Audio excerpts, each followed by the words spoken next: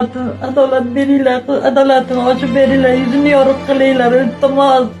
Ushbu videoni ko'rib turganlar videoga befarq bo'lmang, qo'lingizdan kelganicha tarqatishga harakat qiling. Bu qanday qilinadi? Bu like bosish bilan like bosasiz, keyingi odamga tarqaladi. Albatta kommentariyada izohlaringizni qoldiring va Nozimaga adolat deb yozib qo'yishni esingizdan chiqarmang.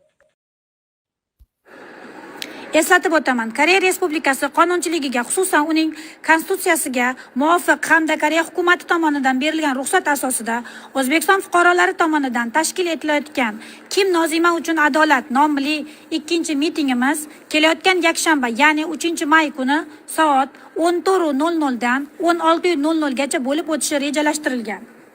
Shu munosabat bilan Koreya Respublikasi hududida yashab va faoliyat yuritayotgan barcha O'zbekiston fuqarolarini ushbu qonuniy va muhim Nozima uchun adolat mitingida faol ishtirok etishga chorlayman. Mazkur miting adolat, qonun ustuvorligi hamda fuqarolik qadriyatlarini ifoda etish yo'lida muhim ahamiyat kasb etadi. Ishtirok etish istagida bo'lgan fuqarolar shaxsiy Telegram akkauntim orqali murojaat qilib, mitingda qatnashish shartlari bilan tanishishlari mumkin.